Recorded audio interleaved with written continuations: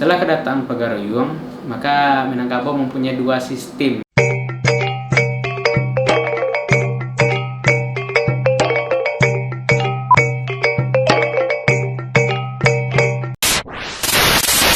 Setelah kedatangan Pagaruyung, maka Minangkabau mempunyai dua sistem sekaligus yang berjalan secara bersamaan. Yang pertama, sistem pemerintahan tradisional yang berbasis kerabat. Yang kedua, sistem kerajaan.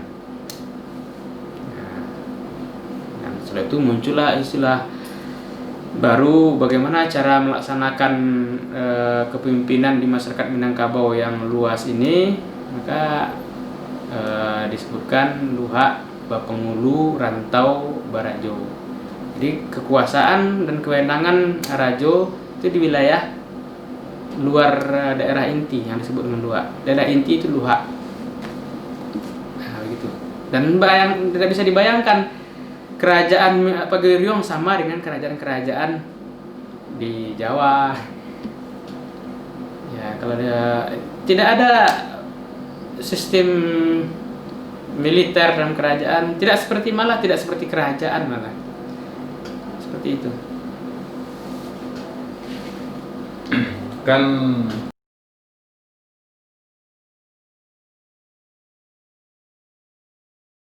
logikanya bukan seperti itu. mana Pak? Nusantara ini kan kesatuan wilayah. Wilayah ini kan dibuat orang. Nusantara itu kan gugusan pulau-pulau. Orang lihat, kalau sekarang lihat pakai drone itu kan, nah ini Nusantara. Jadi Nusantara itu kan muncul dari dipopulerkan oleh Gajah Mada, itu kan, bahwa kawasan ini adalah Nusantara. Tapi yang Minangkabau, teorinya mana yang duluan? Tadi di awal kita sebutkan 2000 tahun sebelum Masehi, ya, paling awal. Kemudian masuk gelombang kedua 300. Tidak ada yang dahulu.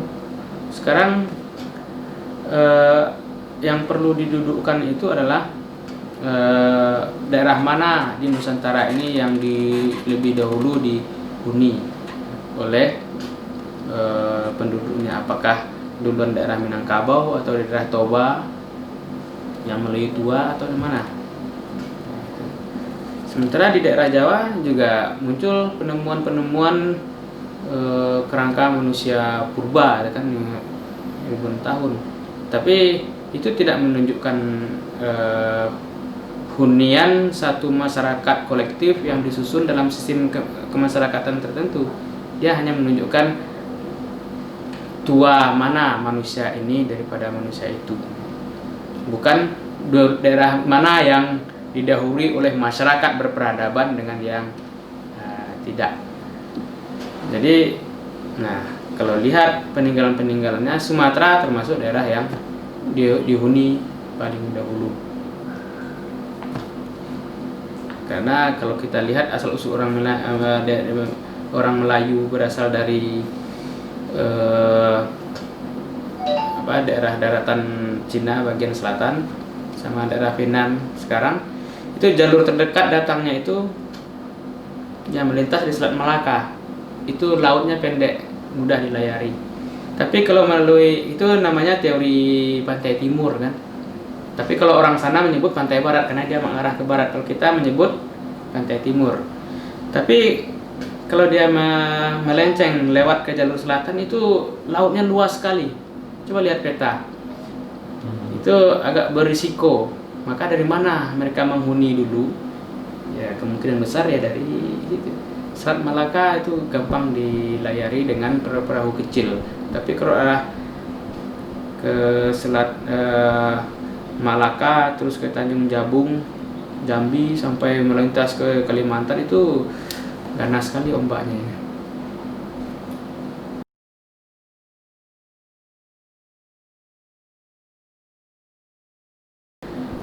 Luhak Nantigo itu menunjukkan pembagian wilayah inti Minangkabau. Tadi Luhak daerah yang pertama dihuni adalah daerah Pariangan, Padang Panjang. Berkembanglah penduduk di sana, membangun masyarakat, membangun peradaban. lama kelamaan wilayah ini tentu tidak cukup menampung jumlah manusia yang sudah mulai berkembang, sekaligus tentu mereka butuh sumber-sumber penghasilan yang baru.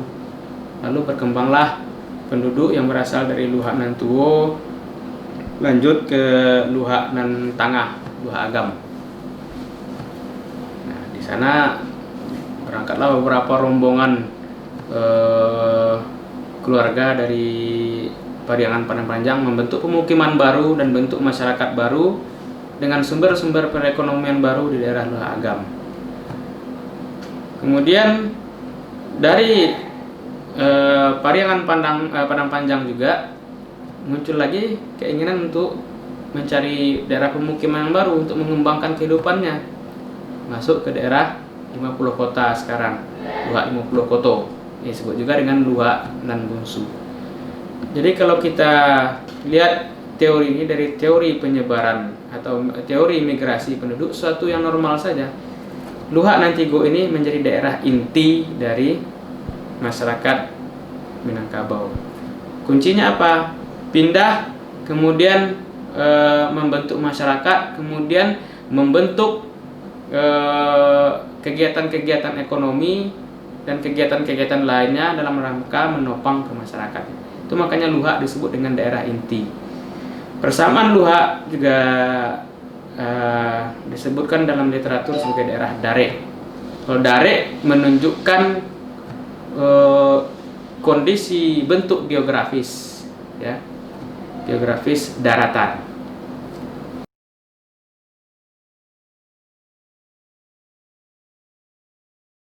Di Tambo tidak disebutkan. Cuman kalau kita ingin pastikan, ambil kaca berkaca lah, lihat wajah kita mirip daerah mana. Satu. Kemudian yang kedua, yang namanya kebudayaan itu kan pertukaran sumber daya. Makanya ada kebudayaan-kebudayaan India ditemukan di sini.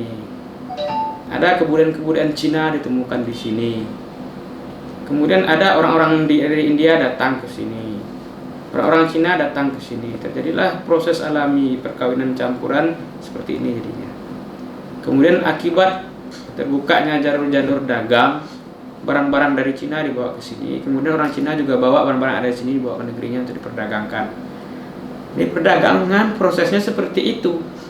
Sehingga kalau kita ingin pastikan sekarang cek DNA, kita ini keturunan India berapa persen, keturunan Cina berapa persen, ya begitu. Nah, jadi teorinya tidak bisa disamakan begitu saja. Kita berasal dari India, ya, tidak bisa begitu. Kecuali kita melihat dari mana yang pertama datang ke sini. Kalau kita yang sekarang ini sudah hasil percampuran Melayu tua, Melayu muda, kemudian rombongan-rombongan yang datang karena proses-proses perdagangan, proses-proses penjajahan, proses-proses yang lain. Jadi manusia itu pindah-pindah tempat, motifnya banyak. Pertama karena perang, dia harus menyingkir ke daerah yang lebih aman, atau karena faktor ekonomi, daerahnya tidak sempat lagi, tidak bisa lagi ditanami, dia cari daerah baru. Nah, yang paling masif itu perdagangan. Perdagangan terbukanya jalur-jalur dagang, semua orang berhimpun, berkumpul. Siapa yang bisa menolak cinta, ini kan? Kalau sudah cinta, ya mereka menikah, membentuk keturunan baru, lain seperti yang sekarang. Jadi santai sajalah melihat kebudayaan ini, dan yang kebudayaan itu senantiasa berkembang. Satu. Kemudian kedua, kebudayaan itu sifatnya kesepakatan.